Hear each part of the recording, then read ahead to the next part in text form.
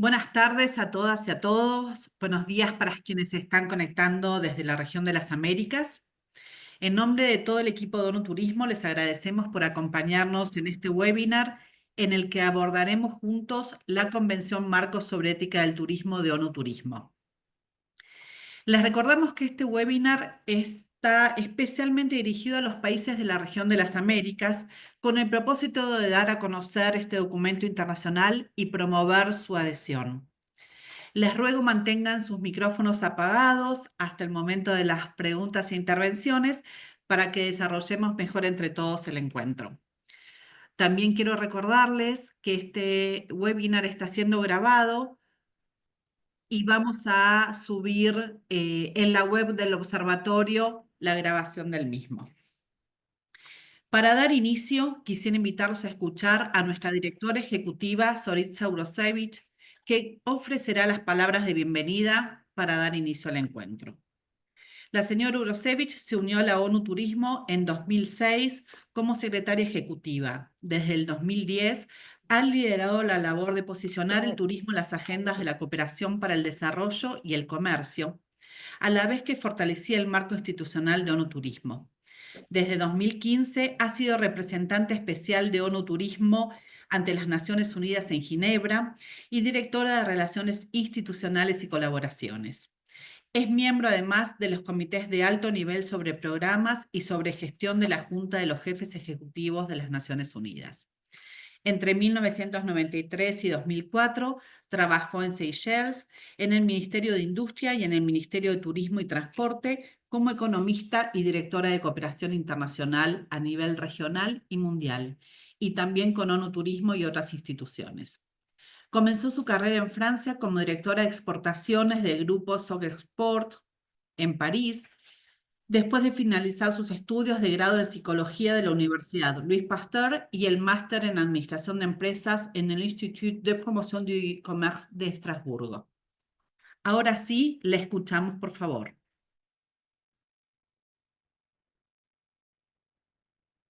Daniela Otero, presidenta interina del Comité Mundial de Ética del Turismo, estimados miembros, aunque lamento no poder acompañarle presencialmente, me complace enormemente dirigirme a ustedes, especialmente en el marco de este webinar sobre la primera convención internacional que se centra exclusivamente en la ética del turismo. ¿Por qué hablar de ética del turismo? Solo en los primeros 3 meses del 2025, más de 300 millones de turistas viajaron. Internacionalmente, 14 millones más que en el mismo periodo del año anterior. Las Américas registraron un aumento de 2% en las llegadas internacionales y varios destinos de América del Sur experimentaron un notable crecimiento del 313%. Gracias al sólido desempeño durante la temporada de verano y del hemisferio sur. Al mismo tiempo, el mundo sigue enfrentando desafíos complejos, desde la instabilidad geopolítica hasta las crecientes tensiones comerciales. Sin embargo, a pesar de estas incertidumbres, la demanda de viajes se mantiene fuerte. Hoy, más que nunca, los países deben unificar sus mensajes y adoptar estrategias responsables para sostener un sector turístico saludable y resiliente. Aquí es donde la Convención Marco sobre Ética del Turismo de ONU Turismo desempeña un papel fundamental. Inspirada en los principios del Código Ético Mundial para el Turismo, la Convención nos proporciona una base común para fomentar un turismo responsable y elevar la calidad de las experiencias turísticas en todo el mundo. Promueve un trato justo tanto para los turistas como para los trabajadores del turismo, fomenta el respeto hacia las comunidades anfitrionas, apoya la protección del patrimonio cultural y del medio ambiente entre otros muchos aspectos que serán abordados por nuestro estimado miembro del Comité de Ética, Julio Pacar. Alineada con la Agenda 2030 de las Naciones Unidas, la Convención refuerza la cooperación global. Estimados miembros, el comportamiento del turista está cambiando. Cada vez más los viajeros reflexionan antes de tomar sus decisiones. Se siente atraído para destinos que reflejan sus valores y que están comprometidos con la responsabilidad social. A través de esta convención, los países tienen una oportunidad real de comprometerse con la idea de que el turismo puede y debe ser una fuerza positiva. Aunque el proceso de adhesión es sencillo, con la clara explicación de mi querida Alicia Gómez será aún más fácil de entender. Con esto, quiero agradecerles a todos a participar en este seminario. Espero que la sesión de hoy los acerque un paso más a respaldar y a unirse a esta importante convención y un paso más hacia el futuro que todos buscamos. Muchas gracias.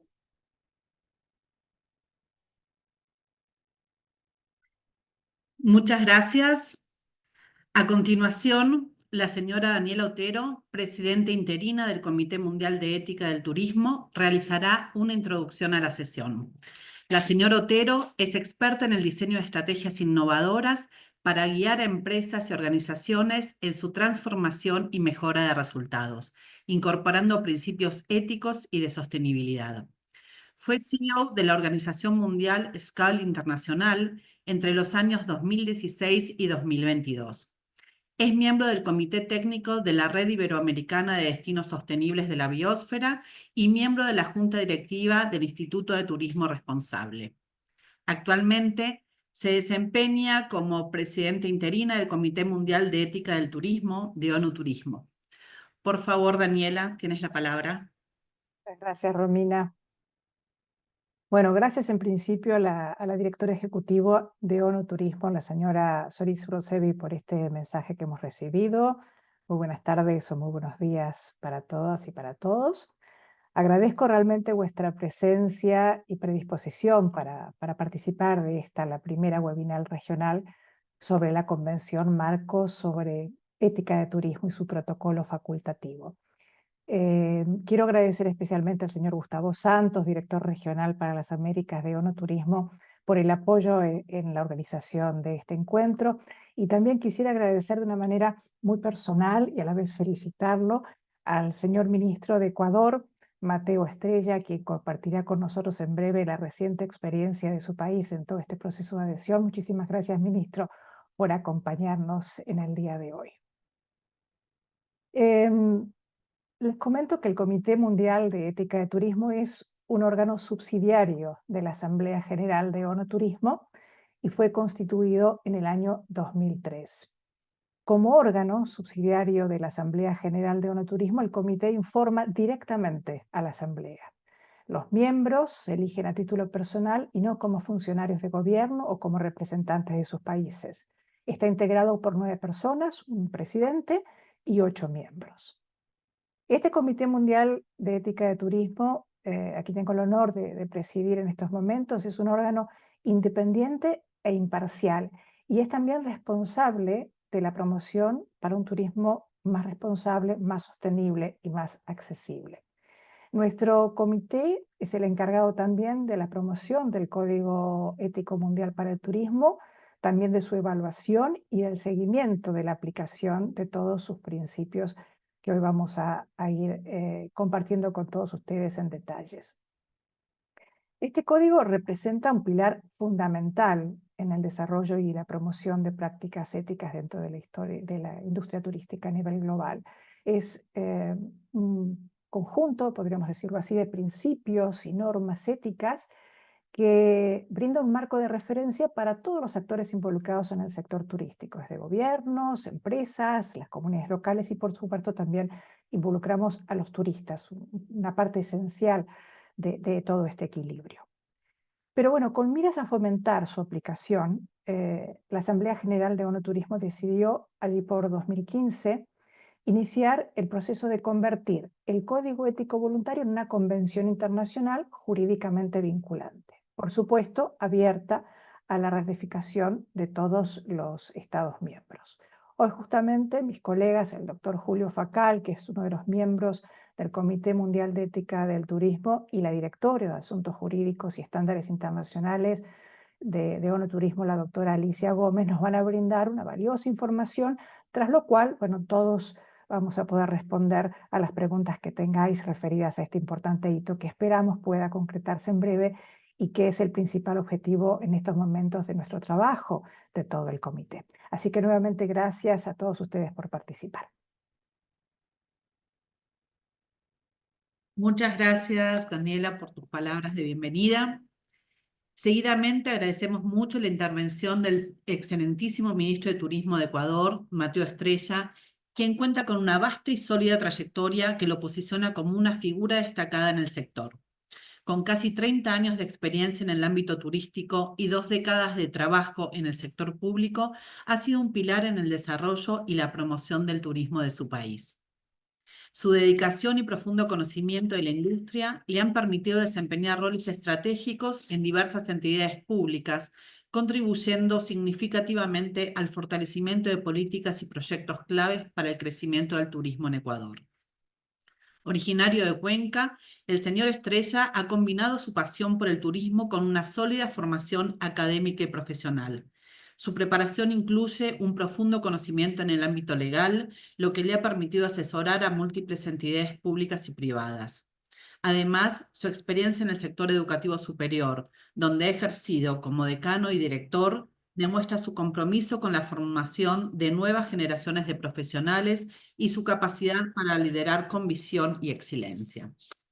Su reciente confirmación por el presidente Daniel Noboa Sin como ministro de Turismo para el periodo 2026-2029 subraya su capacidad para guiar a Ecuador hacia un futuro de desarrollo turístico sostenible y de calidad.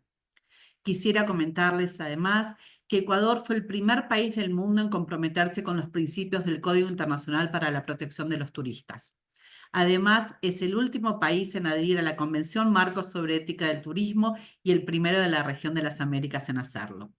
Quisiera transmitir entonces nuestro reconocimiento a Ecuador por este importante acto que celebramos en el pasado enero. Querido ministro. Muchísimas gracias, Romina, por tan generosa presentación. Un gran saludo a todos quienes nos acompañan el día de hoy. Un gran placer estar acá. Señora Otero, también un gran gusto saludarle.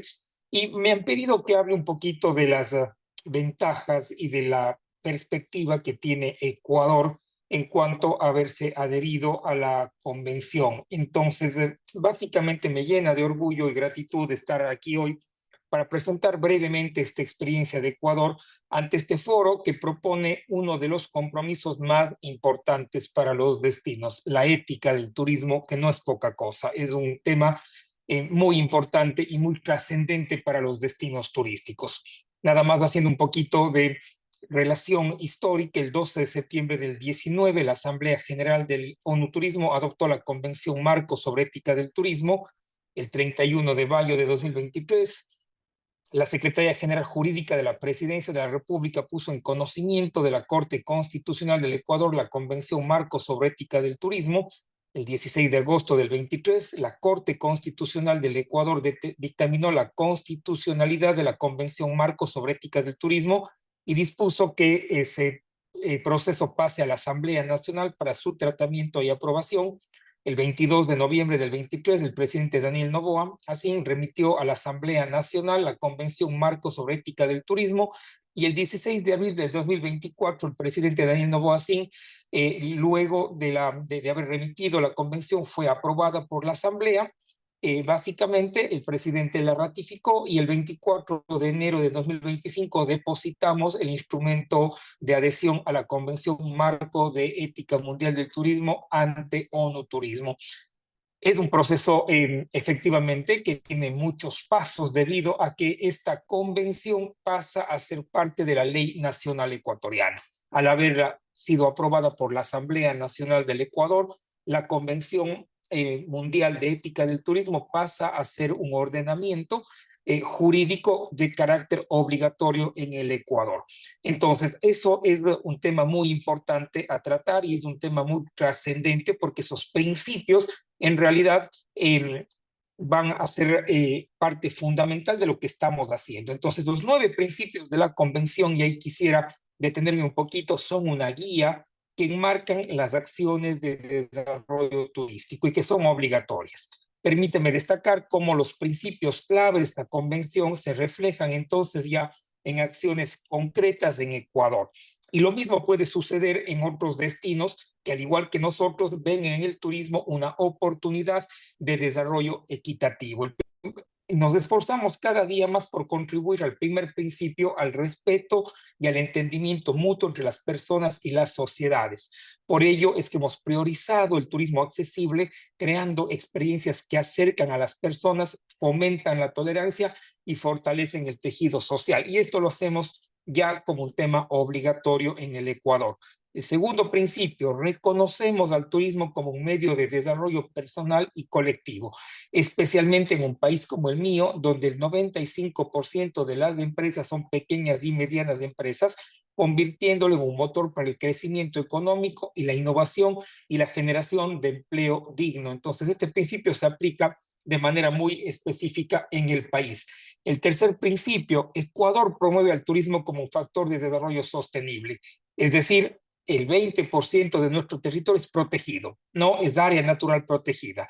El turismo no solo respalda su conservación, sino que también educa e inspira a las nuevas generaciones sobre la importancia de los recursos naturales. En ese sentido, acabamos de mandar a la Asamblea Nacional hace pocos días un nuevo proyecto de ley que también tiene como antecedente el marco de la Convención de Ética de Turismo, que básicamente promueve la consecución de mejores servicios turísticos y la concesión al sector privado de servicios turísticos en áreas protegidas. Nos parece eso importantísimo en base a este principio importante de desarrollo sostenible. Además, otro principio importante es el empoderamiento de las comunidades, respetando sus formas de organización y beneficiándolas directamente. Es así que estamos trabajando ya desde hace muchos años, pero estamos reforzando nuestro trabajo en los temas de turismo comunitario. Turismo comunitario que es fundamental y que es importante al momento de aplicar este principio de la convención. Otro principio importante de la Convención, la protección de los derechos de todos los involucrados en el turismo, también es central en nuestro trabajo. Por ello hemos implementado varias herramientas que nacen de acá, que nacen además del Código de Protección de los Turistas, como un código interno de conducta para la prevención de la explotación sexual de niñas, niños y adolescentes en el contexto de los viajes y el turismo, reafirmando nuestro compromiso con un turismo seguro y respetuoso. El día lunes acabamos de entregar los certificados a 80 establecimientos hoteleros de Quito, ¿no? Básicamente que han pasado todo el proceso de aplicación del Código de Prevención de Conducta contra Abuso Sexual de Niños, Niñas y Adolescentes. Entonces, eso es fundamental y lo tenemos ahí 100% estructurado. Además, para proteger los derechos de los involucrados, estamos haciendo una serie más de acciones importantes que tienen que ver con medidas de carácter tributario, con medidas de IVA reducido a servicios turísticos, permitiendo así que todos los ecuatorianos puedan disfrutar de su país, fomentando el turismo interno de una estupenda manera. En el ámbito laboral, atendiendo otro principio de la convención, que es promover el bienestar de quienes son el corazón de nuestra industria turística, estamos trabajando en los ambientes laborales del sector turístico. Es así que básicamente tenemos 11 acciones para también mejorar esa capacidad de que la industria turística tenga más estabilidad laboral con sus trabajadores y que esté trabajando muchísimo en ese sentido. Por otro lado, el Ecuador ha sido reconocido globalmente por su enfoque en el ecoturismo. Desde el Ministerio de Turismo trabajamos incansablemente para preservar nuestros ecosistemas frágiles y garantizar que las actividades turísticas se desarrollen en armonía con el entorno natural. En este sentido, también las comunidades indígenas y locales desempeñan un papel fundamental en nuestra oferta turística. Con esto nada más quiero decir que la adhesión a esta convención refuerza nuestro compromiso de empoderar estas comunidades, refuerza nuestro compromiso de aplicar esos principios éticos al trabajo diario que hacemos como país, al trabajo diario que en los distintos reglamentos y en las distintas normas, ¿no es cierto?, de conducta que implementamos se vean reflejadas, porque estamos convencidos de que la ética en el turismo es uno de los principales puntos a considerar para que el turismo no sea una finalidad en sí mismo, sino una herramienta de desarrollo social y económico. Finalmente, quiero reiterar que no es un punto de llegada la convención, sino un punto de partida, de impulso para generar mejores destinos, mejores productos turísticos y orientar a todos los gestores del turismo hacia objetivos beneficiosos a mediano y largo plazo. No es un camino sencillo, hay que seguir una serie de pasos que están ahí, pero aquí estamos construyendo un turismo que respeta, enriquece y transforma. Los invito a unirse a esta iniciativa y me pongo a las órdenes para cualquier asesoría que podamos nosotros dar en el sentido de los pasos que se deben dar para la ratificación de esta importante convención. Muchísimas gracias. Muchas gracias, ministro Mateo Estrella. Lo despedimos porque sabemos que está muy apurado hoy en un día difícil. Así que muchas gracias a su presencia. Continuamos entonces recibiendo a Julio Facal, quien realizará la presentación de la Convención Marco sobre Ética del Turismo y su protocolo facultativo.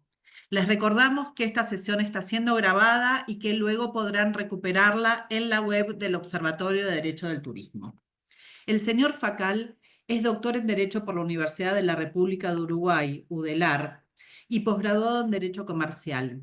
Se desempeña como docente profesor adjunto de la materia Derecho del Turismo en la carrera de Abogacía de la Facultad de Derecho de esa misma universidad. Ha sido nombrado como académico por la Academia Argentina de Turismo. Es redactor de diversos proyectos de ley, además de libros y publicaciones sobre el marco legal del turismo. Y es también asesor de la Cámara de Turismo y de la Asociación de Hoteles, además de otras gremiales y empresas turísticas en Uruguay. Es socio del estudio Yelpo y Facal Abogados. Es especialista en Derecho del Turismo y ha sido designado como experto por ONU Turismo, habiendo trabajado en el Código Internacional para la Protección de los Turistas. Actualmente es miembro del Comité de Ética y coordinador académico del Observatorio de Derecho del Turismo para América Latina y el Caribe de ONU Turismo. Julio, te escuchamos, por favor. Bueno, muchísimas gracias, Romina. Es un gusto y un honor poder estar aquí frente a todos ustedes. Primeramente, agradecer profundamente el trabajo que viene haciendo ONU Turismo y toda la organización respecto a esta convención marco sobre ética. En particular a nuestro secretario regional, Gustavo Santos, por su gran trabajo en todo este periodo y todo el apoyo que nos ha brindado, pero también a todo el equipo de ONU Turismo.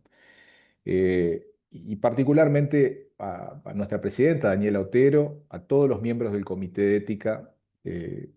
Tuvimos recientemente una excelente reunión en Bilbao, poniendo los puntos más destacados de lo que será nuestro trabajo en estos años, donde la difusión de esta convención que recoge los principios del Código Ético ha sido para nosotros un objetivo fundamental de trabajo, intentando promover, pero también convencer de alguna forma a todos los estados de que adhieran a las normas e incorporen estas normas a los principios en sus distintos países y de las distintas formas que hoy les vamos a explicar.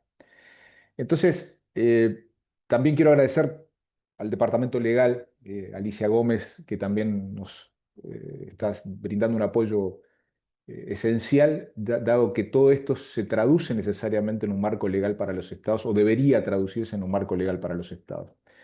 Entonces, lo primero que quiero invitarlos es a reflexionar, porque generalmente cuando hablamos de ética en un mundo que se transforma constantemente y en una actividad tan transversal como la actividad turística, eh, hablamos de ética como algo que no se traduce en acciones concretas.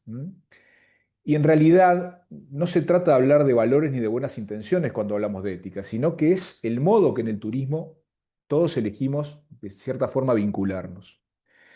Eh, pero vincularnos no solo entre nosotros, sino con los destinos, también con las comunidades anfitrionas, pero por sobre todas las cosas con el medio ambiente y con un concepto fundamental que también sobrevuela, que es el concepto de los derechos de todos y de los derechos humanos. Yo lo que les puedo mencionar previamente a analizar los capítulos de esta convención, que recoge, como dije hoy, los principios del código ético, es que viajar éticamente, en pocas palabras, significa viajar en forma responsable, con conciencia, tomando conocimiento no solo del impacto que tienen nuestras acciones en esos tres pilares fundamentales del turismo sostenible, ¿no? Como son la economía, el medio ambiente y la sociedad, sino también minimizando los impactos negativos que el turismo tiene, erradicando aquel concepto de que el turismo depreda, sino que es un socio estratégico del medio ambiente, pero maximizando también los aspectos positivos, respetando las culturas y la sociedad. En definitiva, tenemos que reconocer o intentar reconocer que este turismo, cuando se gestiona de una manera adecuada, puede generar muchísimos beneficios, pero también el hecho de no gestionarlo adecuadamente puede traer impactos socialmente negativos para el turismo. Eh, entonces, lo primero que quiero reflexionar con ustedes es que el turismo ético implica una forma concreta de ejercer una responsabilidad. Y es por ello que los invito hoy a comprender y apropiarse en alguna medida de estos principios consagrados en este código ético, que hoy, ni más ni menos, se han transformado en una convención internacional aprobada por ONU Turismo. Entonces, lo que vamos a hacer brevemente es recorrer los capítulos de esta convención, intentando asimilar los conceptos que esta convención trae y ver de qué forma podemos entre todos adherir, ratificar e incorporar a nuestras distintas legislaciones. Susana, pasamos a la siguiente. Ah, ahí, perdón, a la anterior, a la anterior, a la anterior, a la anterior. Ahí está, la primera, ahí está. Brevemente, porque Alicia seguramente se va a referir un poquitito a los temas legales y los protocolares, simplemente comentarles que a partir del año 1999, luego de un extenso proceso de trabajo en ONU Turismo, eh, surge una necesidad compartida, la necesidad de que estos principios del código ético, que ha sido una brújula constante durante muchos años en la organización, se transformara en un paso más, darle un carácter legal. ¿Cómo hacemos para que este código ético tenga más fuerza? ¿Cómo pasamos de que esta exhortación sea una obligación? Pasamos una más. Y es allí que en 2015 la organización da un paso histórico que es transformar este código ético en una convención internacional. Y así nace lo que me propongo conversar un poco con ustedes, esta convención marco sobre ética en el turismo, bajo la égida de ONU Turismo, que no es ni más ni menos que un llamado ético a los estados a los efectos de ratificar este instrumento y de incorporar en sus distintas legislaciones estos principios de forma tal de invitar a los estados a construir colectivamente, en definitiva, un mundo un poco más justo, equitativo, más consciente y más responsable, como les decía hoy. Entonces, esta convención de ética se basa en estos principios, recoge estos 10 principios, actualiza su lenguaje y define los mecanismos de implementación, sentando las bases, en definitiva, para una gobernanza ética y global en el turismo. Vamos a pasar entonces un poco a analizar los distintos principios que recoge la Convención, transformados, como les dije recién, en artículos, eh, en artículos concretos. Estos principios no son solo teóricos, sino que son herramientas que, o por lo menos la idea que se traduce en esta convención, es que se transformen en una guía de diseño para políticas públicas, es decir, desde el Estado, pero también las organizaciones, las prácticas empresariales, la conducta individual de los ciudadanos, de las comunidades receptoras, pero también del turista que viaja. ¿Cómo se traducen estos principios en decisiones? ¿Qué podemos exigirle a nuestros países? ¿Cómo se puede implementar? Y entonces a partir de allí los invito a analizar cómo estos principios se constituyeron en estos artículos y cómo es que en el día de hoy nos proponemos exhortarlos a que nos acompañen en esta cruzada. Pasamos entonces al primero de los... Una más, ahí está. El primero de los principios que consagra esta convención y que se traduce en el artículo 4, que habla de la contribución del turismo al entendimiento y al respeto mutuo. Si yo eh, quisiera reflejar que este principio, a mi entender, es el más simbólico, en el hecho de que el turismo no es solo desplazamiento, no es solo ocio, sino que este principio nos habla de un encuentro humano, de que las personas descubran otra forma de vida, otras culturas y otras realidades. Y es aquí donde la ética entra en juego y nos preguntamos cómo garantizamos que este encuentro entre culturas no sea desigual, no sea invasivo, no sea irrespetuoso. Por tanto, este principio se traduce en este artículo 4 en exigir que los destinos primeramente cuiden su identidad, es decir, las tradiciones, intentando que los turistas actúen con respeto y con responsabilidad. ¿Y esto cómo se traduce a nivel de los estados? Bueno, primeramente a través de programas de educación intercultural, fomentando también la hospitalidad recíproca, garantizando también la seguridad del turista. Pero por sobre todas las cosas, cuando hablamos del turista, tenemos que entender que a este turista hay que darle cierta seguridad. Y no una seguridad especial que sea diferente al resto de los ciudadanos, sino entendiendo que es un consumidor especialmente vulnerable porque está fuera del lugar de residencia, porque no conoce la legislación. Y por tanto, cuando hablamos de turista como consumidor especial, es no solo entender que hay que darle una seguridad especial, sino que además este consumidor va con una expectativa que también es especial. Y esto se traduce necesariamente en la necesidad de un marco legal especial para el turismo. Es decir, hablamos de un turismo que genera actos en la vida de las personas que son únicos e irrepetibles. Lo que hablamos siempre del intangible, es decir, el turismo genera experiencias, genera intangibles, y el quebrantamiento de esas experiencias, de esos intangibles, genera necesariamente distorsiones en la vida de ese turista que no son resarcibles necesariamente en dinero, sino que son experiencias que no van a volver. Y por tanto, este daño, este daño resarcible del que yo les estoy hablando, incluso hoy es visto por los jueces como un daño reparable en forma especial, la zozobra, el padecimiento, la angustia, que las legislaciones recogen de manera especial.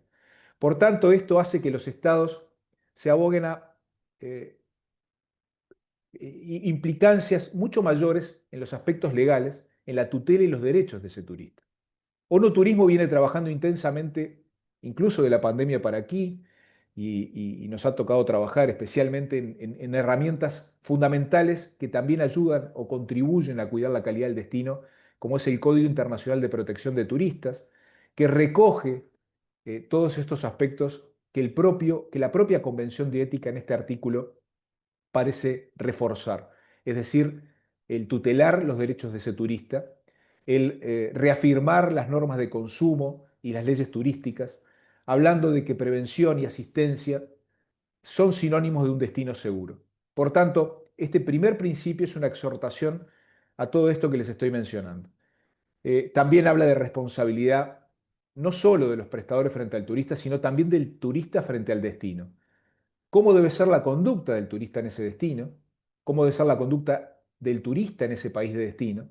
Y yo creo que si algo nos ha dejado la pandemia es justamente el aprendizaje de la necesidad de cuidar las comunidades receptoras y también de que ese turista cuide a sí mismo, pero también cuide el destino cuando llega. El tema de que la salud y el turismo son un binomio inescindible, esto también está reflejado en este principio fundamental. Pasamos al artículo 5, que recoge otro de los principios de la Convención, que nos habla del turismo como instrumento de desarrollo personal y colectivo. Entonces, si el primer principio nos hablaba del turismo como un puente entre culturas, este segundo principio nos lleva quizás a un plano un poco más íntimo y al tiempo más estructural. El turismo como una herramienta de realización personal y de transformación social. ¿Cuál es la idea aquí? Bueno, que la persona cuando viaja no solo se desplaza físicamente, sino que también se transforma interiormente. El viaje puede ser muchas veces un aprendizaje de apertura y de conciencia. Y yo creo que este principio nos introduce en ese concepto de que no debemos olvidarnos de la otra cara del turismo. Lo que hablaba recién el ministro Mateo Estrella del empoderamiento colectivo, del fortalecimiento de las comunidades, de la dignificación de la cultura, de fomentar la tolerancia y la igualdad, eliminando estereotipos, prejuicios, ¿no? Y esto implica necesariamente que este principio va asociado a algunas prácticas que los estados comienzan a transitar, como erradicar toda forma de explotación. Y esto se consagra en muchos estados y en muchos países que acaban de aprobar los códigos. En los hechos, Uruguay acaba de aprobar un código de conductas que combaten la explotación de niños, niñas y adolescentes, donde necesariamente esto está atado a normas profundamente éticas, pero también que garantizan un acceso equitativo. Es decir, no puede haber un desarrollo ético si solo unos pocos tienen la posibilidad de disfrutar el destino. Esto nos lleva también de la mano, conjuntamente con este principio, a integrar el turismo en los planes educativos, turismo y enseñanza, es decir, enseñar el turismo no solo en las licenciaturas del turismo, sino en las escuelas de leyes, en las escuelas técnicas, es decir, integrar el turismo en los planes educativos y que el turismo sea, en definitiva, una palanca también de autoestima y de orgullo cultural, el sentirse parte, el no trivializar los recursos, el que el turismo genere aquello de sentirse orgulloso, la identidad colectiva, eh, que el mejor guía que tengamos de turismo sea la persona que vive allí en la comunidad local, integrar a la comunidad local. O sea que este principio también nos lleva un poco a reflexionar sobre eso. Nos habla también de accesibilidad, nos habla también de inclusión, nos habla de la accesibilidad universal, no como un beneficio para unos pocos, sino una mejora para todos. Un entorno turístico accesible que permita que más personas participen, que disfruten, que aporten una experiencia rica y plural. Y esa un poco es nuestra misión como miembros del Comité de Ética, ¿no?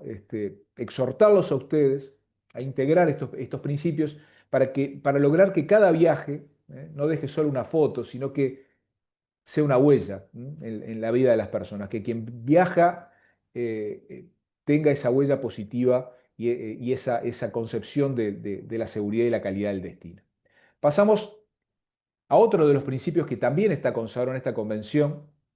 Me voy a referir aquí a los artículos 6 y 7, donde se habla del turismo como factor de sostenibilidad ambiental y aprovechamiento de los recursos naturales. Y aquí también aparece el concepto de turismo como un fenómeno económico, social y cultural. No pensar al turismo desvinculado del entorno, sino que en el marco de una ética distinta debemos comprender al turismo no solo como una fuente de ingresos, sino también como una actividad que implica deberes hacia ese entorno natural. Aparecen acá los conceptos de sostenibilidad, aquello de que el turismo debe ser sostenible en el tiempo, y esto nos lleva de la mano necesariamente a erradicar aquella idea como decía hoy al principio, de que el turismo depreda, sino que turismo y medio ambiente son socios estratégicos. Y eso también es disfrutable por el turista o disfrutado por el turista.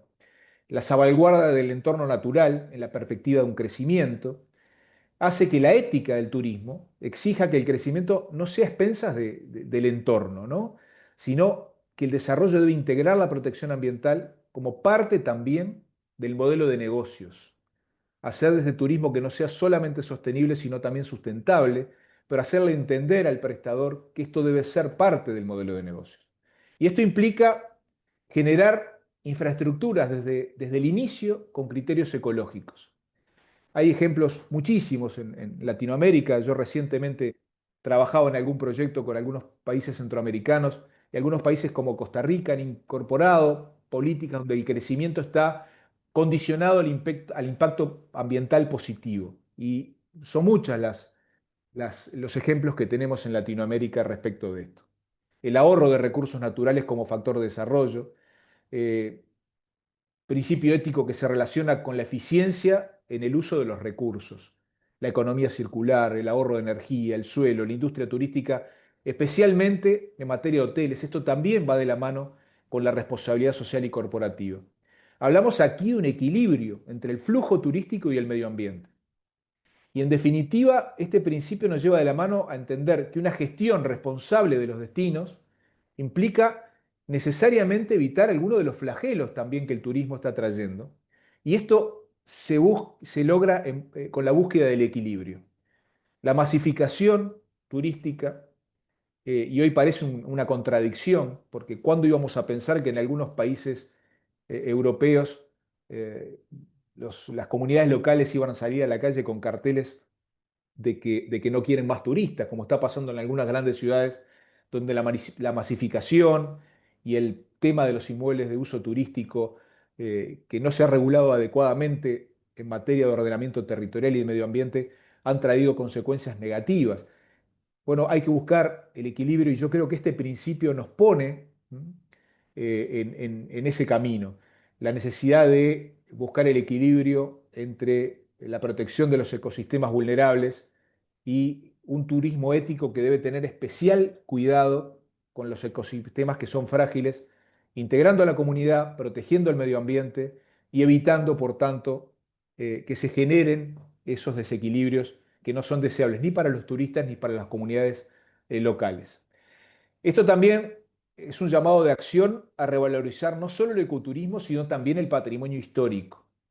Estos principios de sostenibilidad ambiental y cuidado del patrimonio histórico recogidos en la Convención nos hablan de la particular atención que debe tener el Estado, los particulares y los prestadores respecto a los sitios históricos que hacen a la memoria colectiva.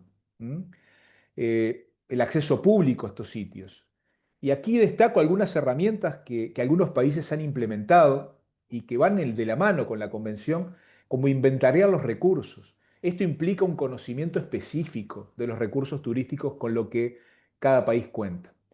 Pasamos a otro de los principios que recoge la Convención en su articulado, sobre todo el artículo 8, que nos habla del turismo como una actividad beneficiosa para los países y las comunidades de destino.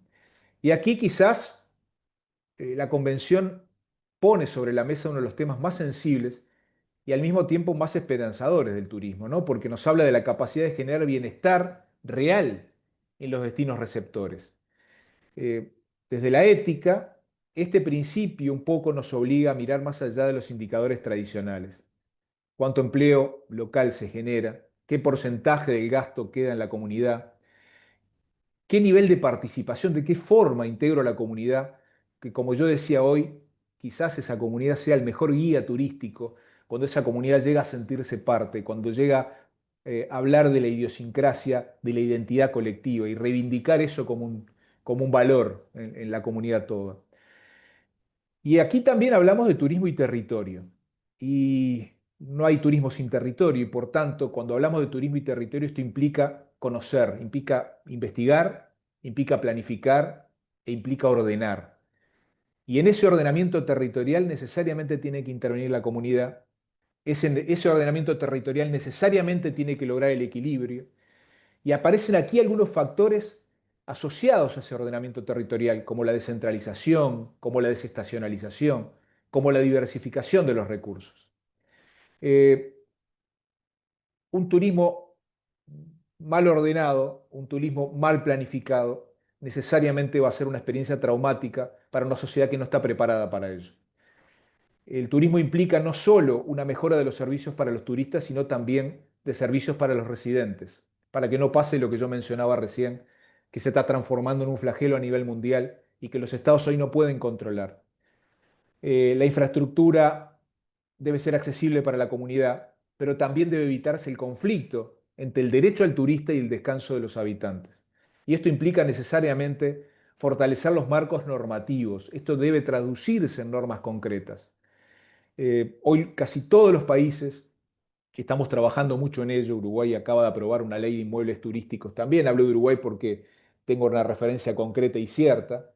Eh, la regulación de los inmuebles turísticos no es solo un marco legal caprichoso, sino que aboga por por un lado, defender al alojamiento formal contra el alojamiento informal y por otro lado, poner un equilibrio en este fenómeno que está trascendiendo, que es el hecho de que la economía colaborativa se haya transformado en algo que va más allá, en la prestación de un servicio que necesariamente tiene otras implicancias. Hay que tener mucho cuidado con los límites del derecho de propiedad, hay que tener mucho cuidado con el uso del espacio público, pero en definitiva, este principio también nos llama a ordenar este tipo de situaciones que se están dando a nivel mundial. Pasamos al siguiente principio, que es un principio fundamental, es decir, qué responsabilidad tienen los agentes en este desarrollo turístico. Esto está recogido en el artículo 9 de la Convención, porque cuando hablamos de ética en el turismo, no solo pensamos en los derechos de los turistas, sino también en las responsabilidades de quienes operan en el sector. Y cuando hablamos de agentes turísticos, hablamos de agentes públicos y hablamos de agentes privados. Y aparece acá el primer agente turístico por excelencia, que es el Estado. Casi todas las legislaciones turísticas hablan de que el turismo es una actividad privada y hay un principio, el principio de subsidiariedad, que establece que el Estado solo debería intervenir en esta actividad que es esencialmente privada cuando los privados no pueden o no deban hacerlo. Y aparece aquí el concepto de turismo social. Pero el Estado tiene un rol fundamental, porque esta actividad, en casi todas las legislaciones del mundo, o en los países donde el turismo hoy cobra un valor fundamental, habla del turismo, si bien no como una actividad de interés general, sí como una actividad de interés público. ¿Mm? Una actividad de interés público, relevando la importancia que esta actividad tiene para el Estado, pero también para los particulares. Y por tanto el Estado en la intervención, en la dirección, en la promoción y en este principio de subsidiariedad tiene un rol fundamental. Esto nos lleva también de la mano a la cooperación público-privada en la asistencia y en la prevención del turista. Una alianza que necesariamente debe prevenir riesgos, asistir en situaciones imprevistas, dar respuestas en tiempo real. Y como reflexión lo que les puedo decir es que si algo nos trajo la crisis es que la necesidad de esa coordinación público-privada es necesariamente una coordinación ética, práctica, y es esencial. Y por otro lado, este principio consagrado en este artículo nos habla de la responsabilidad del prestador. Y acá quiero hacer una precisión. El prestador turístico, que no es ni más ni menos que la empresa turística, el empresario turístico.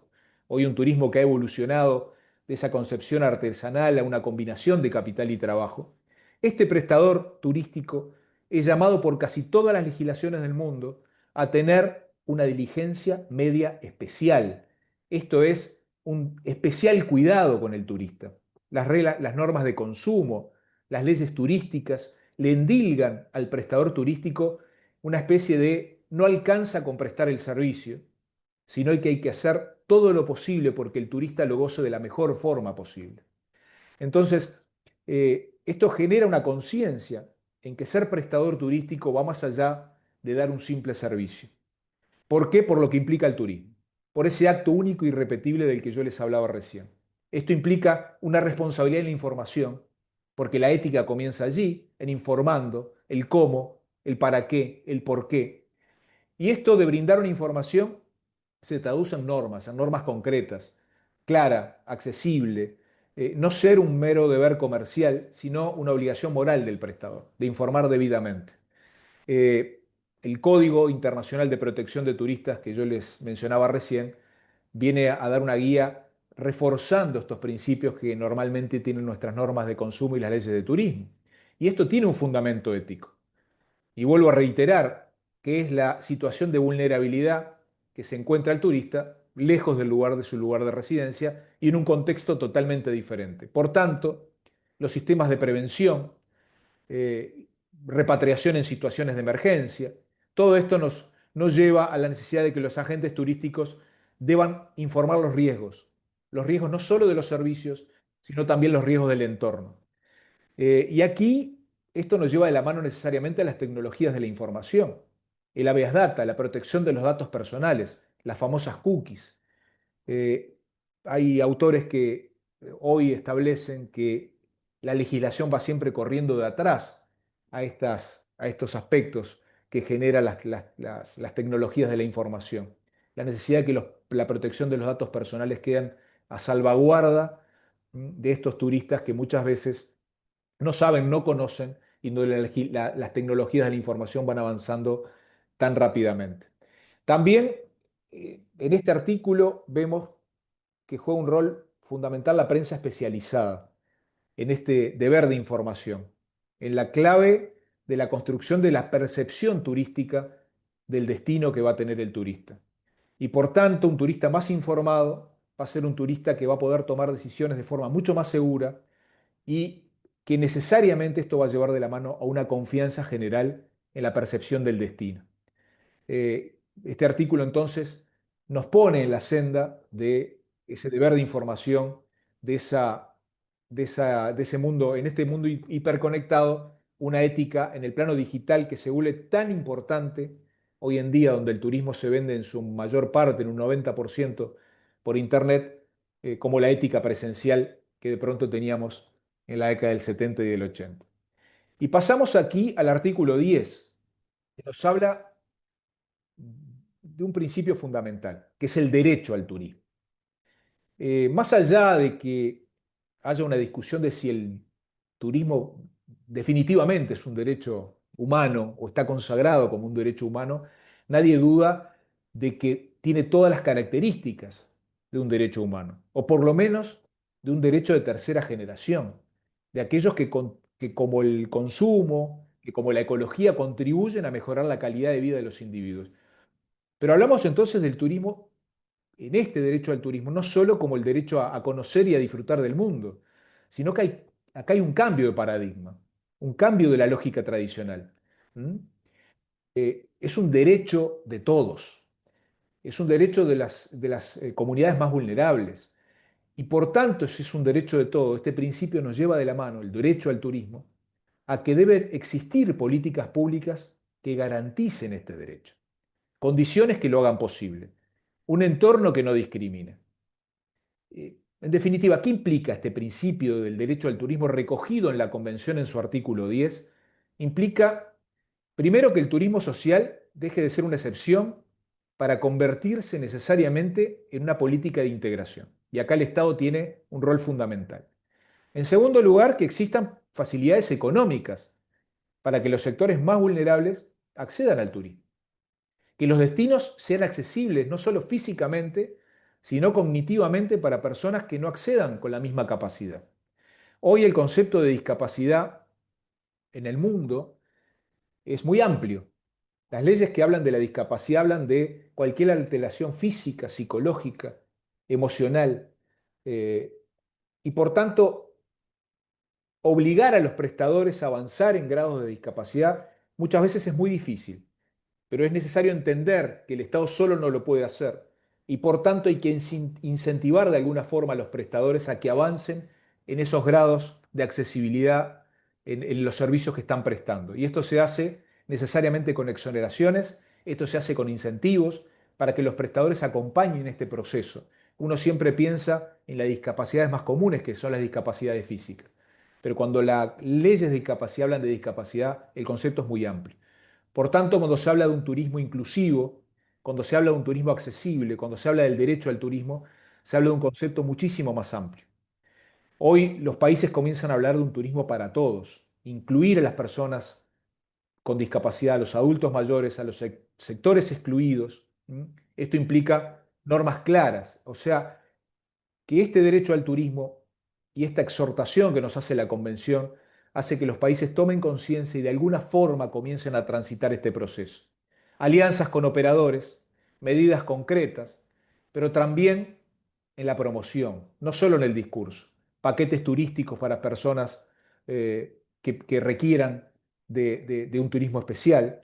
Eh, por tanto, avanzar éticamente, esto es un bien compartido, no debe ser un privilegio, sino que esto debe ser, como tal como lo exhorta este artículo en la Convención, a un turismo para todos. Y pasamos aquí a otro de los principios que quiero conversar con ustedes, que es la libertad de desplazamiento, un principio que quizás encierre algunas particularidades, incluso desde el punto de vista político. Yo he participado de algún acuerdo de ministros del Mercosur, por ejemplo, y he visto algunas trabas que a veces se plantean con el tema de las libertades de desplazamiento desde el punto de vista político. Bueno, el turismo implica necesariamente la posibilidad de desplazarse libremente de un territorio a otro. Hoy yo les decía, no hay turismo sin territorio. Bueno, el desplazamiento en el turismo es un valor fundamental. Y esto debe ser asegurado por los estados. Debe asegurarse el libre desplazamiento de personas. Esto no es solo un principio teórico, sino que esto implica una movilidad segura, accesible y también digna. ¿De qué hablamos cuando hablamos de la libertad de desplazamiento? Bueno, primero, del derecho de toda persona de cruzar fronteras en forma pacífica, con fines recreativos, con fines culturales. Y esto implica un deber del Estado, en segundo lugar, de facilitar, de no obstaculizar. Ahora, una de las cosas que quiero puntualizar es que la facilitación no implica necesariamente ser permisivos en que determinados flagelos ingresen a los países receptores, como por ejemplo el narcotráfico o algunos delitos que están asociados a las actividades de lavado, sino que lo que hay que hacer es simplificar con seguridad. Cuando se habla de facilitación, necesariamente estamos hablando de una simplificación segura para los estados. Y hoy la incorporación de la digitalización, de los aspectos biométricos, de la colaboración entre los distintos estados, en esto pasa a ser fundamental para que ese desplazamiento sea seguro, ágil y respetuoso de la dignidad humana. Yo quiero recordar que vivimos tiempos donde algunos flagelos han dejado valores de los individuos por debajo de lo que hoy deberían ser los derechos constitucionalmente consagrados. Ni que hablar de que el 11 de septiembre marcó un antes y después en los actos de terrorismo, donde hoy las personas pasamos por los aeropuertos y prácticamente nos sentimos vulnerados en nuestros derechos, porque hay valores, hay que cuidar la seguridad de las personas y de pronto hay otros que quedan de lado ese temor o todo eso que hemos vivido a través del turismo. Pero no debemos perder de vista que este principio nos exhorta a seguir intentando, a seguir haciendo lo posible por buscar los sistemas donde esta simplificación sea lo más seguro posible y donde en definitiva el desplazamiento de las personas no quede en un segundo plano. Y aquí también los puertos, los aeropuertos juegan un rol fundamental. Los aeropuertos son la primera y la última cara del turista. El trato, la eficiencia, el respeto, la facilitación en materia aeroportuaria y en materia de puertos y aeropuertos también pasa a ser fundamental, donde la ética y la libertad de desplazamiento implica un equilibrio entre lo que es la seguridad, la hospitalidad, el control, la apertura, la prevención y la confianza.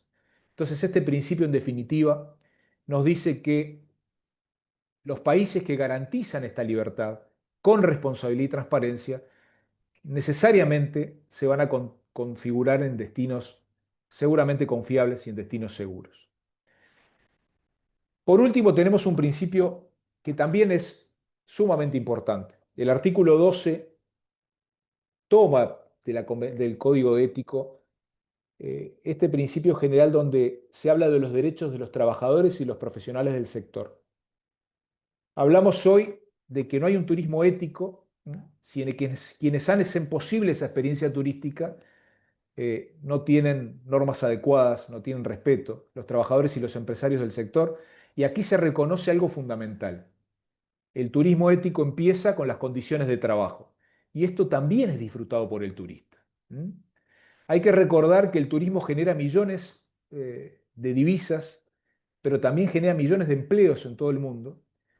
Empleos que se caracterizan por algunas particularidades que no tienen los otros empleos, como una alta estacionalidad, a veces con precariedad contractual, con jornadas extensas, con mucha informalidad laboral, también con brechas de género y con falta de representación. Y entonces este principio consagrado en este artículo nos viene a decir que no hay turismo ético si quienes lo sostienen no tienen condiciones laborales dignas.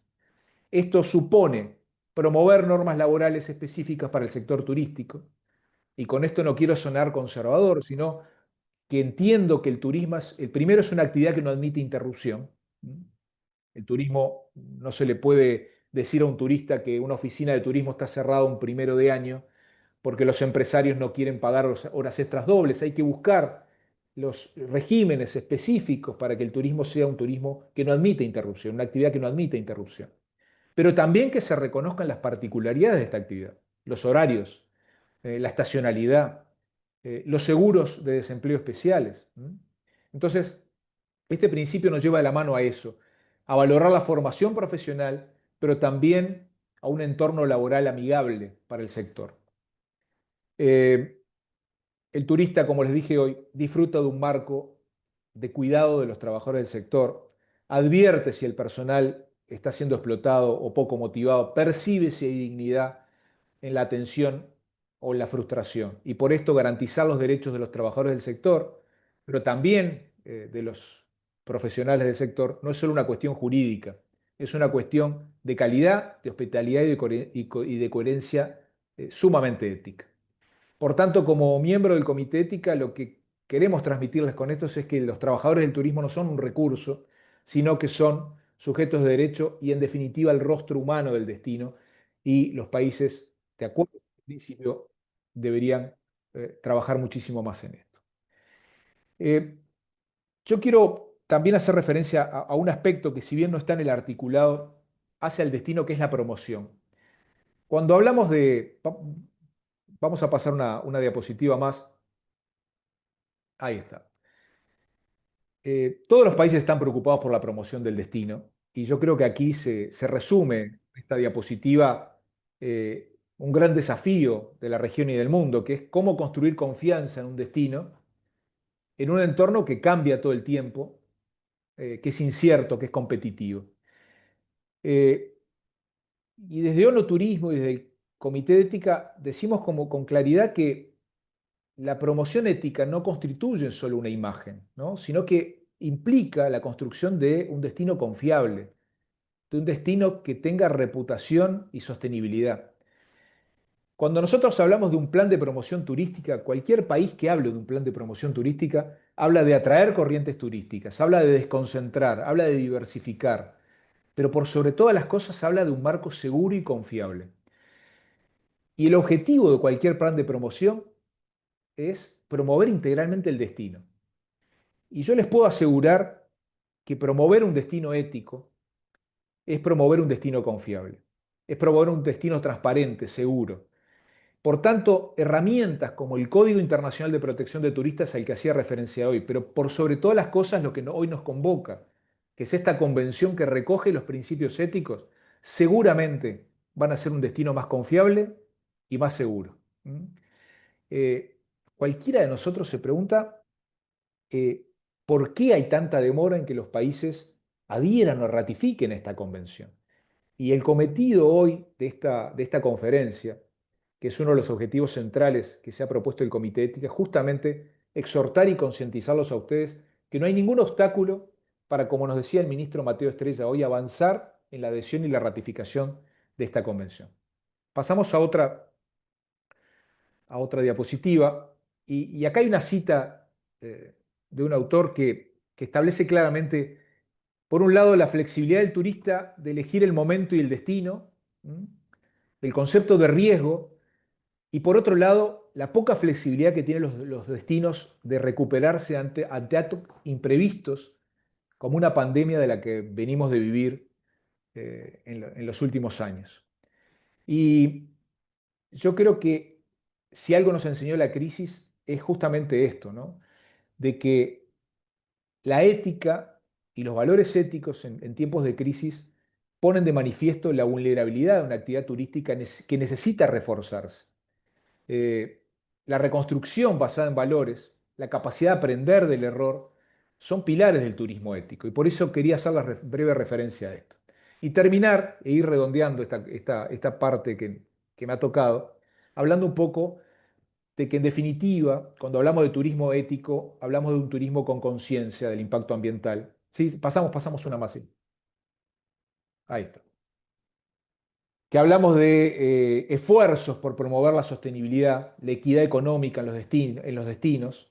Hablamos de la ética como la columna vertebral de la actividad turística. Porque en una actividad que involucra personas, territorios, culturas, economías, como estábamos viendo, la ética es un marco capaz de equilibrar esos intereses y de lograr proteger lo esencial. Y en definitiva, como les dije al principio, viajar éticamente implica reconocer que nuestras decisiones tienen impacto, elegir con responsabilidad dónde vamos, cómo llegamos, qué construimos y, en definitiva, a quién beneficiamos. Y entender que el bienestar del turista nunca puede construirse a costa de la dignidad de la comunidad anfitriona o del medio ambiente. En definitiva, lo que les quiero exhortar o pedir como miembro del Comité de Ética es decirles que hoy el turismo enfrenta una nueva etapa y que no alcanza con crecer en números, sino que necesitamos conciencia en compromiso y responsabilidad, y que esta convención, que muy sintéticamente intenté explicarles en este tiempo que tuve, no es una aspiración lejana ni un documento simbólico, sino que es una herramienta jurídica concreta que permite a los estados asumir compromisos reales para transformar el turismo desde la raíz. Y aunque muchos países ya la han firmado, aún no ha entrado en vigor la confederación de países que un poco Alicia les va a explicar a continuación, sino que faltan algunas ratificaciones más y que, por tanto, exhorto a todos con firmeza a avanzar en la adhesión y en la ratificación, exhortándolos a que quizás sea de las actividades más profundamente humanas que ustedes puedan realizar, avanzar en esa ratificación y en esa adhesión que como estados hoy les toca. O sea que los invitamos a incorporar estos principios en las legislaciones nacionales, en las estrategias, en la gestión pública y también en la práctica cotidiana de cada destino. Yo les agradezco mucho la atención prestada y bueno, ahora vamos a hablar un poquitito de los aspectos legales de cómo hacerlo y estamos abiertos a todas las consultas que quieran hacerlo. Muchas gracias, Julio, súper detallado, muy claro.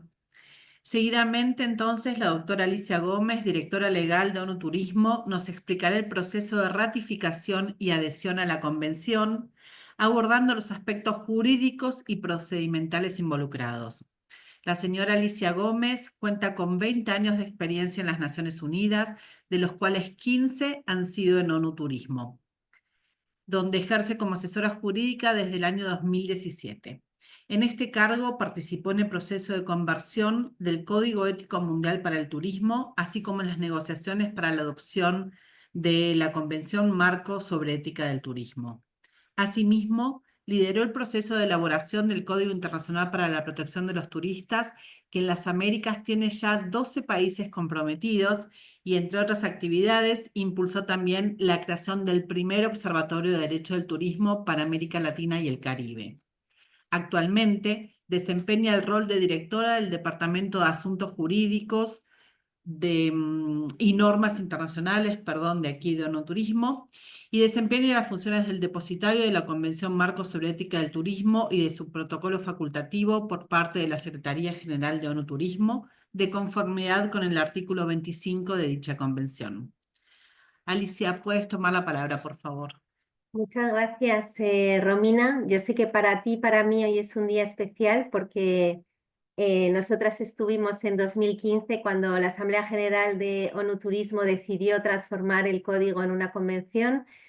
También pudimos participar, tú desde la delegación de Argentina y yo como asesora jurídica en el proceso de negociación de este texto. Y por lo tanto soy depositaria de los instrumentos formales, pero también es verdad que tengo un compromiso muy personal con este texto y quiero agradecer al Comité Mundial de Ética para el Turismo y más en particular a Daniela Otero y a Julio Facal por estar impulsando la promoción de esta convención que quizás debido a la pandemia se quedó un poco en el cajón, pero que debemos revitalizar porque al final todas las acciones que realizamos desde ONU Turismo están inspiradas por este texto y sus principios. Antes de pasar a los pasos para la ratificación, la adhesión, quisiera muy brevemente, porque Julio Facal lo ha mencionado, hablar de la Conferencia de los Estados Partes. La Convención establece que se constituirá esta Conferencia de los Estados que sean parte de la Convención únicamente una vez la Convención haya entrado en vigor. Esta conferencia de los Estados partes se reunirá cada 2 años, coincidiendo con la Asamblea General, en el marco de la Asamblea General, y sus funciones serán las de adoptar y examinar enmiendas, adoptar planes y programas para la implementación de la Convención y aprobar las directrices operacionales preparadas por el Comité Mundial de Ética en el Turismo.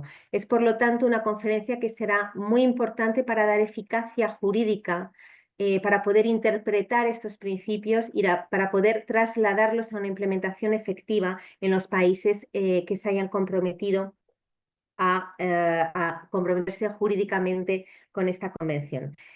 Aunque no se prevé que sea necesario ningún presupuesto adicional del presupuesto de ONU Turismo para la implementación de la convención, sí que se podrá establecer un fondo si los Estados parte así lo consideran, para cualquier gasto que suponga la implementación de la convención. Por otra parte, la Secretaría de ONU Turismo seguirá siendo la secretaría de esta conferencia de los Estados parte y estaremos, por lo tanto, proporcionando todo el apoyo administrativo, legal, interpretación, etcétera, cuando eso sea necesario.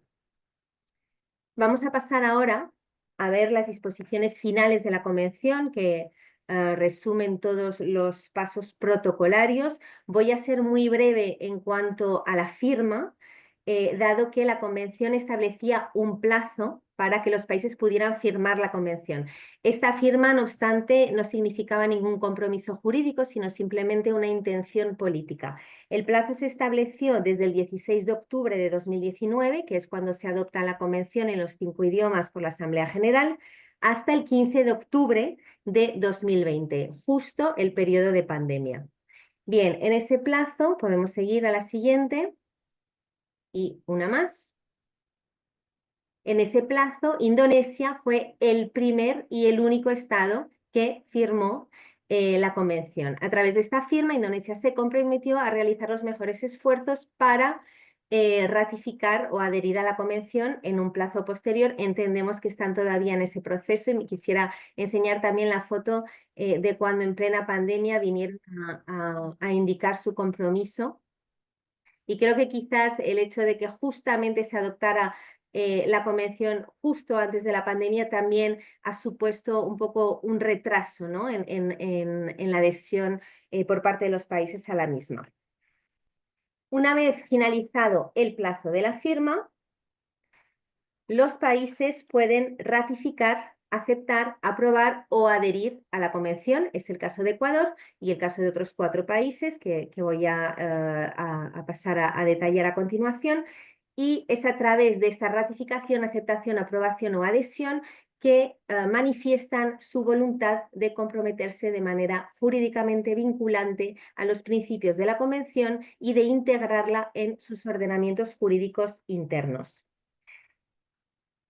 Los estados deben, para ratificar, aceptar, aprobar o adherir a la convención, depositar un instrumento de ratificación, adhesión, aceptación o aprobación ante el secretario general. Uso estos 4 términos, pero la realidad es que en cada país usa una terminología distinta, con lo cual todos significan lo mismo, que es el compromiso jurídicamente vinculante en el plano internacional, pero cada país es posible que use un término distinto, ya sea ratificación, aprobación, adhesión o adopción. Por otro lado, también creo que es importante indicar que una cosa es la ratificación en el plano nacional, o sea, como explicaba el ministro de Ecuador, la ratificación parlamentaria, y otra cosa es la ratificación en el plano internacional, que es ese depósito del instrumento de ratificación ante el depositario. Podemos seguir al depósito. Bien. La ratificación solo se va a hacer efectiva cuando se deposite ante el secretario general de ONU Turismo en la sede de la organización el original de este instrumento de ratificación. Se aconseja a los países que estén ya redactando este instrumento. Sabemos que ya hay algunos países que están en el proceso de ratificar la convención, no sabemos exactamente dónde están, pero sabemos, por ejemplo, que Portugal, Colombia o Bosnia y Herzegovina están en este proceso. Y algunos de estos países, antes de entregarnos el instrumento, consultan con nosotros para asegurarse de que es correcto desde el punto de vista jurídico. Si bien se puede entregar estos instrumentos vía electrónica, realmente necesitamos recibir el original en mano para poderle dar eficacia jurídica. No hay un formato obligatorio de estos instrumentos, de hecho cada país suele usar un formato distinto y hay una libertad de forma absoluta. No obstante, es importante que figuren algunos requisitos: el título, la fecha y el lugar de conclusión del tratado en cuestión, el nombre completo y el tratamiento de la persona que firma el instrumento. Solo están autorizados el jefe de Estado o de Gobierno o el ministro de Relaciones Exteriores o cualquier otra persona que actúe en calidad de tal en ese momento o que tenga plenos poderes para poder firmar este instrumento de ratificación. La fecha y el lugar en que se emitió el instrumento y la firma de la persona que efectivamente está firmando este depósito, así como los plenos poderes en caso de que no sea jefe de Estado, jefe de Gobierno o ministro de Asuntos Exteriores. También es importante decir que en cada país el proceso de aprobación de estos textos internacionales va a ser distinto. En algunos países va a suponer consultas con distintos órganos, con distintos ministerios, en otros no. En algunos va a suponer la aprobación parlamentaria, en otros a lo mejor no. Por lo tanto, no podemos asesorar a cada país porque eso es algo de su propia legislación interna y para eso les recomendamos que hablen con los ministerios de Asuntos Exteriores, pero sí que podemos estar presentes si requirieran cualquier tipo de informe, de nota, cualquier tipo de apoyo, de explicación de la importancia de esta convención y de su ratificación. La ratificación, aceptación, aprobación o adhesión expresa el consentimiento de los Estados a obligarse por la Convención en el plano internacional. Una vez el Estado ha expresado su consentimiento a través de este instrumento de ratificación, su responsabilidad internacional queda comprometida y el tratado se convertirá en jurídicamente vinculante para ese país una vez la Convención haya entrado en vigor. Seguimos, podemos seguir a la siguiente. A fecha de hoy tenemos 5 países que han adherido a la Convención y la Convención establece que son necesarios 10 para que este tratado entre en vigor. Nigeria, Albania, Líbano, Seychelles y el último país en hacerlo en enero de 2025 fue Ecuador. Podemos pasar al siguiente. Aquí vemos al ministro que habló anteriormente cuando vino a depositar el instrumento de adhesión de Ecuador, lo cual para nosotros fue un momento de mucha alegría, porque creo que es el principio de un movimiento que tiene más seguidores y que sabemos que hay más países que están aunando esfuerzos para poder entregar cuanto antes este instrumento de ratificación. ¿Podemos seguir? El depositario de la Convención, podemos seguir al siguiente, el depositario de la Convención es el secretario general, de acuerdo con la Convención. No obstante, tal y como se hace en la mayoría de los organismos de Naciones Unidas, el secretario general ha delegado estas funciones en la Oficina de Asuntos Jurídicos que dirijo. Por lo tanto, es esta oficina quien facilita apoyo y asesoramiento jurídico a los Estados miembros en el proceso de ratificación, aceptación, adhesión a la Convención.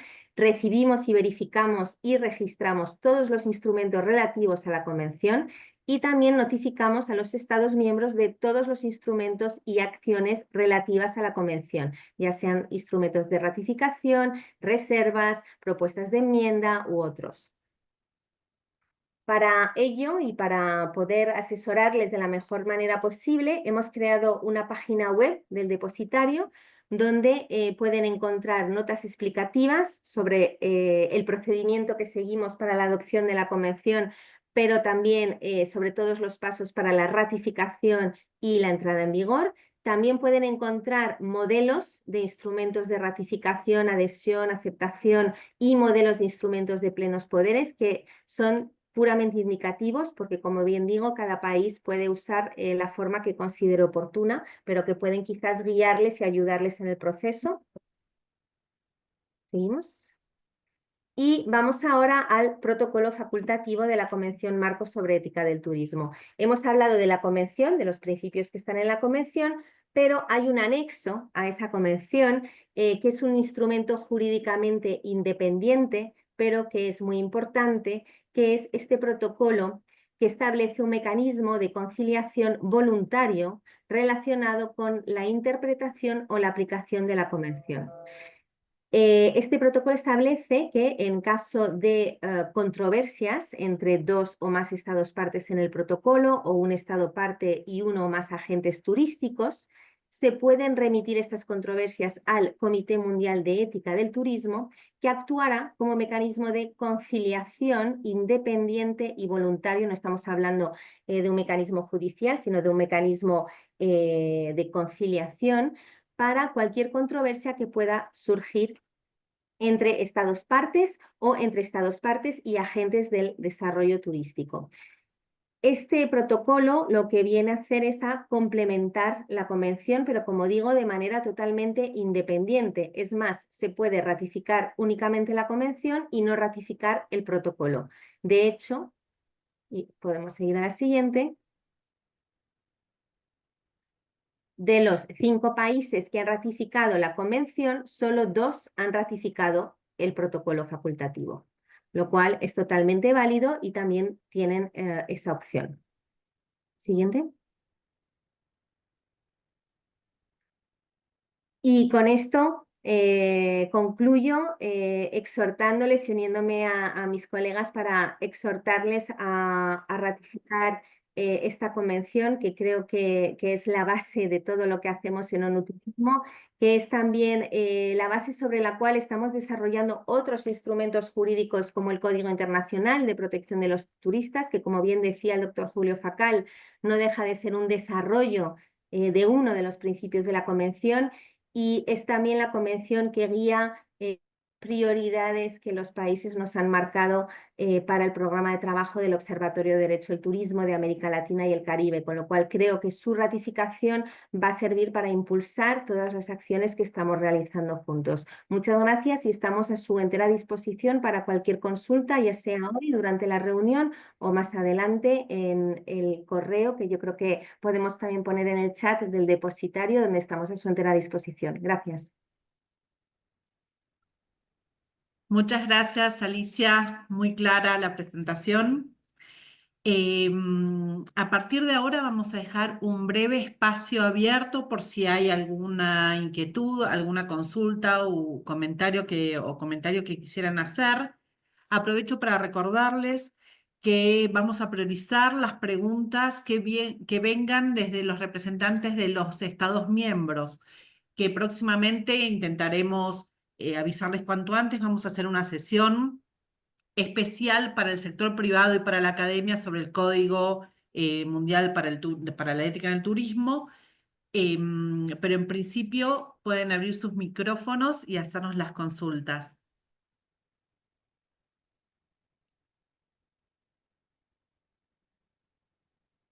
No sean tímidos, ¿eh? Cualquier consulta. Mientras les recuerdo que en el chat hemos dejado las web de tanto de la plataforma del observatorio cuanto de la web de este webinario, donde van a tener la grabación y las presentaciones cargadas.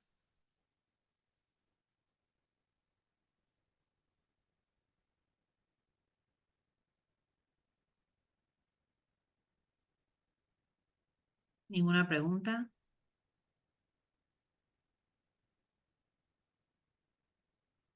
Bueno, es que es demasiada información, entonces cuesta procesarla. Ya vendrán las preguntas. Vamos a dejarles en un segundito en el chat el correo electrónico, ahí está, del depositario de esta convención marco, para que cualquier consulta que vaya surgiendo puedan trabajarla a partir de ahí. Para finalizar, voy a disculpar primero a nuestro director regional para las Américas, Gustavo Santos, quien tuvo que salir hace unos minutitos por un inconveniente de último momento. Pero quisiera transmitirles en su nombre el reconocimiento a todos los países de la región de las Américas que adhirieron oportunamente al Código Internacional de Protección al Turista. Y ahora que los estamos invitando, los estamos exhortando a trabajar, a recorrer el camino para lograr la adhesión a esta Convención Marco sobre Ética del Turismo. No, ustedes saben que somos la región que lideró la iniciativa del Código Internacional para la Protección del Turista, como les decía hace un ratito, con 12 países que ya se han comprometido. Fuimos también la región líder al identificar al vertical de derecho del turismo como un pilar para nuestro trabajo y creamos entre todos, y con la ayuda aquí de Alicia, de Julio también, el observatorio, el primer observatorio de derecho del turismo para América Latina y el Caribe, que tiene su sede justamente en Montevideo, en Uruguay, y que además se transformó en la primera oficina temática de ONUturismo, y eso también tiene un valor simbólico muy importante.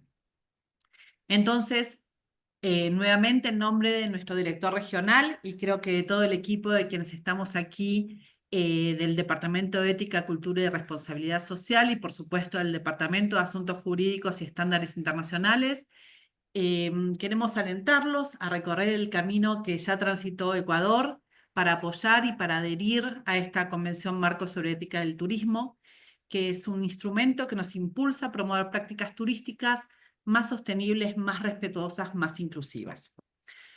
Bueno, en nombre de todo el equipo, les quiero pedir si se animan a prender sus cámaras. Vamos a pasar a la vista como galería. Vamos a sacar una foto donde estemos hoy todos. Ahí van prendiendo la pantalla, no sean tímidos, vamos. Algunos más. Sacamos una pantalla y que nos quede, un print de pantalla y que nos quede como el recuerdo de este encuentro que seguramente será el primero de muchos. Bueno, sonrían que ahí saco, ¿eh? Muy bien. Y ahora sí, los despedimos. Les agradecemos a todos quienes nos acompañaron hoy. Daniela, Julio, a Mateo Estrella, a Alicia, a nuestra directora ejecutiva Soritza. Y quedamos a disposición de ustedes a través del correo electrónico. Que tengan una linda jornada. Muchas gracias.